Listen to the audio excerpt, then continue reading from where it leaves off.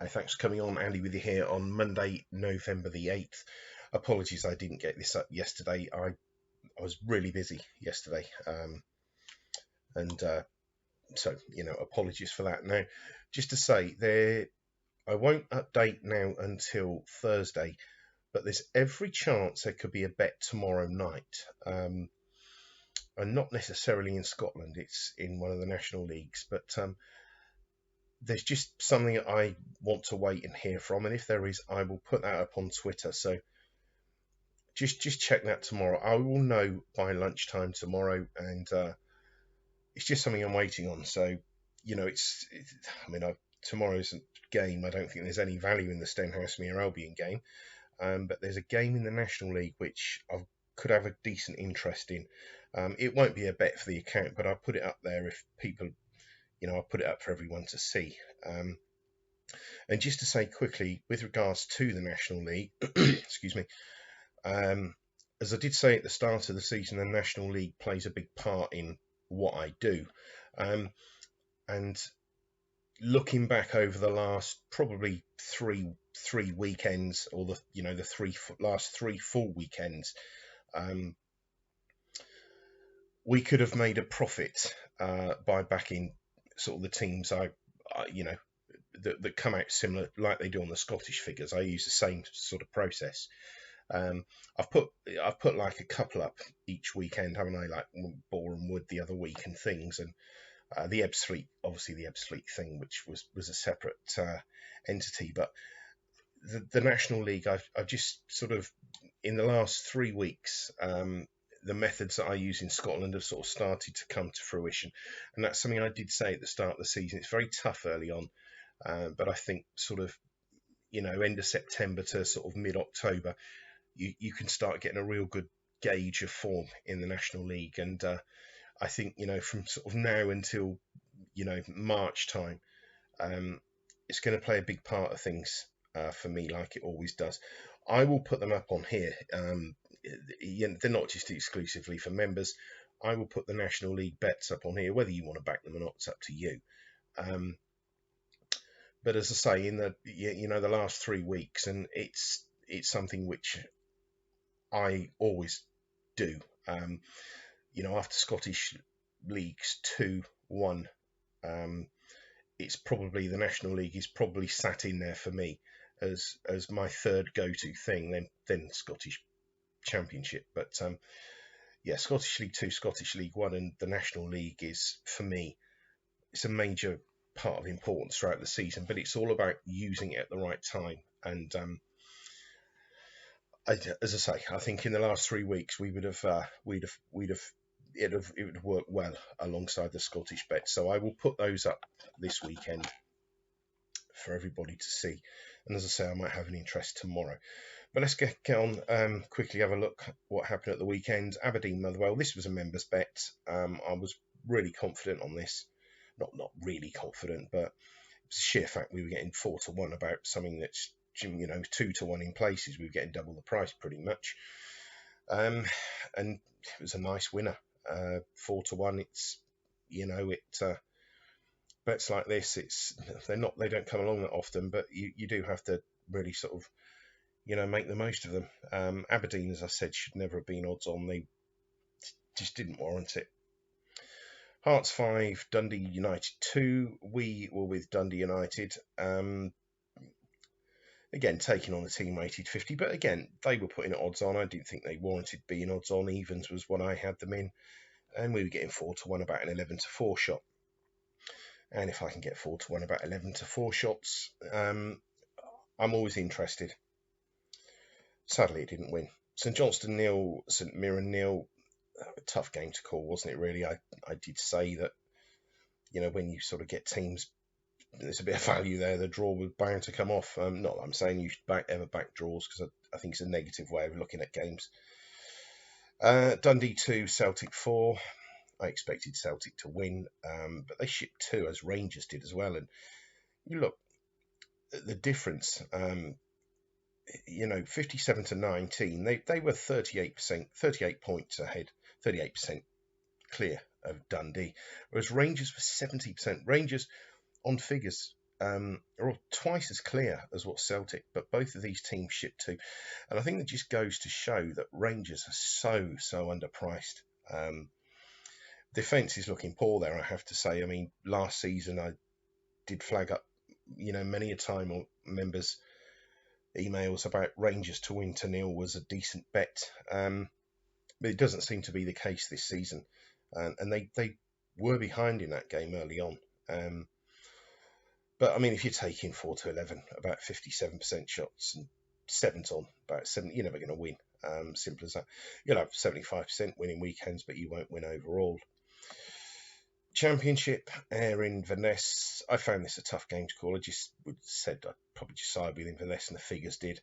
Again, I mean, it was a game where there was a bit of value in both teams and ended up being a draw.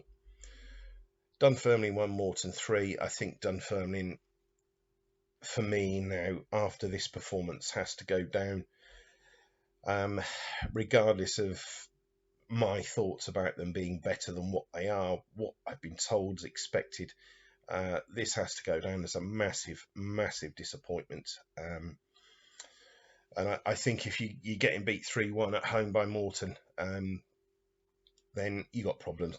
And Morton, to their credit, like I always say, are a tough team to call, but you shouldn't be losing 3-1 at home to Morton. And I do. They've got the look of a side now, sort of going to be fighting relegation for sure. Sorry, Hamilton 1, Arbroath 1.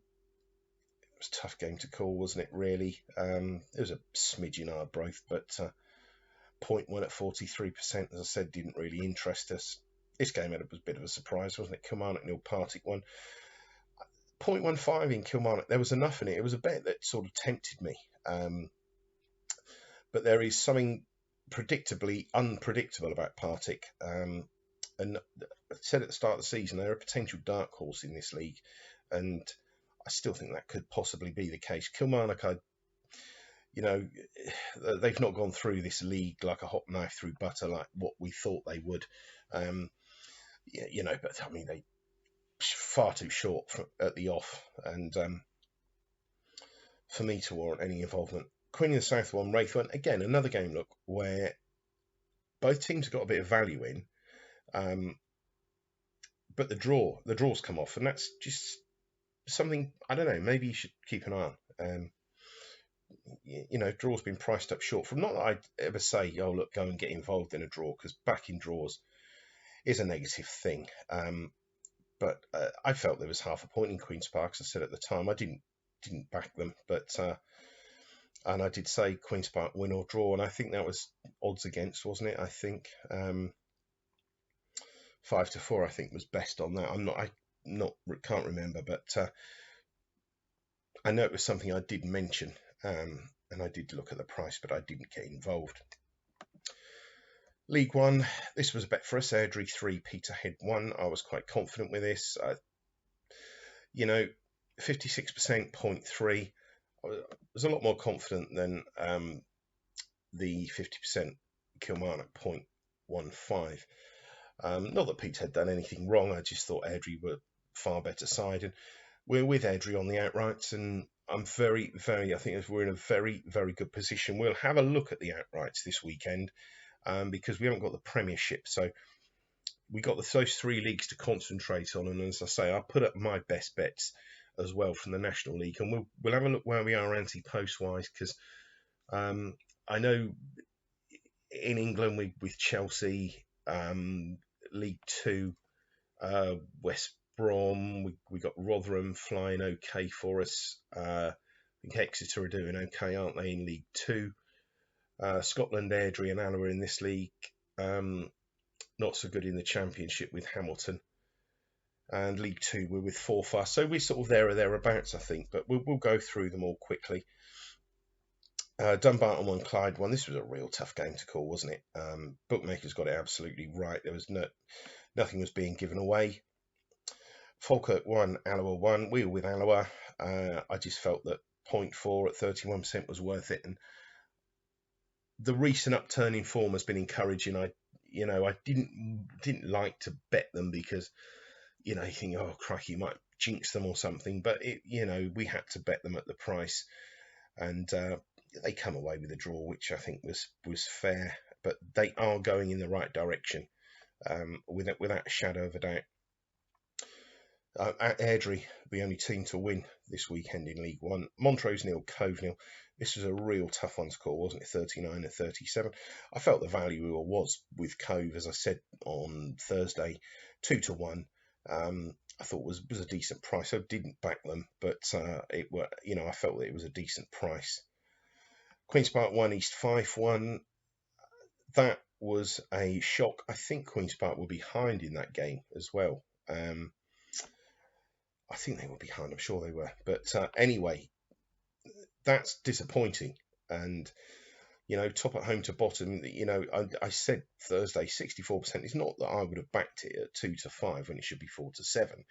But, you look at that figure and you think, well, yeah, top team at home to the bottom team, it looks a real good thing. And, if someone had said to me, what's the best all-round bet in the league this weekend, I would have said Queen's Park. But, not that there was any value in it. But, on figures, they should have won that game and they didn't. And that's good news for us on the outrights, Airdrie and Alloa, because I think that Falkirk aren't performing to their best. Cove, I don't think, are good enough. I think Queen's Park is the team that can possibly halt the Alloa and Airdrie bets. Montrose possibly, but I think these two teams will fall away.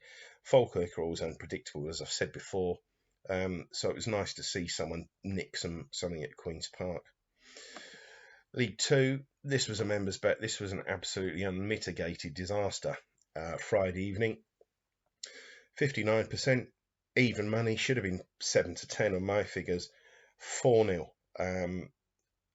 It was, I honestly just don't know what to say about it. It was an awful performance from Edinburgh. There's no getting away from it. And it wasn't just a members bet, it was a 2-point win members bet. So really, really disappointing. And obviously that defeat swallowed up half of the profit we made on Motherwell, which was disappointing. But 4-0 at home, I just couldn't see anywhere where a result like that would come from. Now Albion travel to Stenhouseman tomorrow night, and it's not that I can see them repeating the dose, but that's an absolutely shocking result. Really is.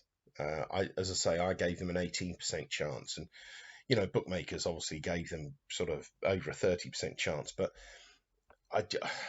even that, you couldn't see a 4-0 win. I don't think anybody could have predicted that. I'd love to know what the outright price was on that. Annan 2, Stranraer 2. I had a slight fancy for Stranraer. I toyed with about going with this as a bet, and I didn't. Thankful now, but I do think, again, they're a team which I flagged up at the start of the season that seemed to be better than the chances they were given. I don't think they're going to be good enough to go up now from what I've seen, but they're a team going in the right direction. Canterbury 0, Kelty 1. Stodgy performance from Kelty, I'm told. I didn't see the game, but they done what was required. Beath fought hard, but again, I mean, you wouldn't want to be taking 8-15, would you? And it's still being 0-0 with not long to go. I think you back someone at 8-15, you want to be 1 or 2 up by half time, really, don't you? Not that I'm saying that always happens in any case, but yeah, Kelty got the job done and remain unbeaten. Forfar 2, Elgin 1. 55%. I mean, 8-11. I think bookmakers are sending them off a lot shorter now than what we were getting in the early weeks with Forfar. I think had this been 2 or 3 weeks in, we'd have probably got, I don't know, maybe a shade of evens or something, but they're going off far too short. The last game is a real kick myself one, because I really, really did fancy Stenny. I said on the video 11-10 should be the price. This was an absolute joke of a price. They should not be being sent off 8-13 at home to Stenhousemuir. No way.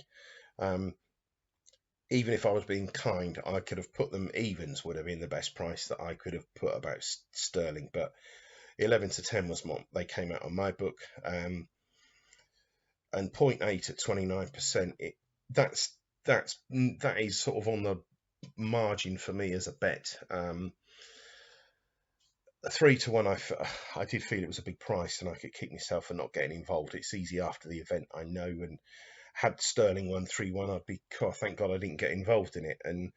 But I don't, if I see a team that's I've got an 11-10 and they're going off 8-13, straight away I naturally look for reasons to back the opposition, and try to build a case for them. And I did build a case for Stenhousemuir, and I guess it was just the fact that this was 29% and not 30. Had this been 30, I wouldn't have even thought about it. But that 1%, because I say to you that I like teams in their sort of 20s to there be at least a point in it. But obviously, as you go towards sort of 26 upwards, that reduces to 0.95, 0.90, etc. So I really couldn't find an excuse for not backing Stenny, and I apologise to members for that, because that really, really should have been an account bet. It's me bordering on cautious, and as I say, I mean, next week there could be 3 bets at 29% at 0.8, and I'll go and I'll say back them all, and none of them will win. And but again, this was a really, really good bet to be on, and I'm absolutely furious we weren't on it, but that is down to me. But that's it. It's we had Airdrie win, Motherwell win, Edinburgh lost. Well, they didn't get lost; they got thumped, didn't they? Dundee United lost, Alloa drew, so we lost 4 points on those 3, but we gained 5.1, so we made 1.1. I put all the results up, but it was thanks to Motherwell winning. Had Motherwell not won, it wouldn't have been a good week at all. But they did, but it could have been a better week. As I said, if I'd gone with what I should have done, and back in Stenhousemuir. But that's it. As I say, don't forget, have a quick look on Twitter tomorrow lunchtime, because if there's nothing there, I will put something up. But I just do want to wait and see. And just want to hear something tomorrow, and might have an interest, as I say, in the National League. If you don't want to back it, don't back it, and but it's a bet that I'm probably going to have, all being well. So that's it. I'll speak to you on Thursday next, when we'll do the weekend's look at the games. That's it. Bye for now.